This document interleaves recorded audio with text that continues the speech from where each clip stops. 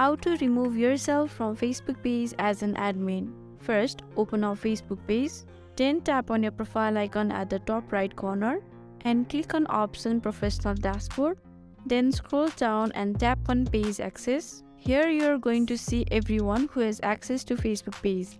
As you can see, currently only I have Facebook access. In this case, I won't be able to remove myself, so first we have to add someone as Facebook page admin. And we can do that by clicking on Add New, then click on Next. After that, add the name or email of the person you want to add. Once we have selected, scroll down and turn on this button and click on Give Access. Now for your security, re-enter your Facebook profile password. As you can see, the person has been added. Once we have give access to that person, they are also going to able to manage the Facebook page as an admin. Then we can remove ourselves as an admin from this Facebook page.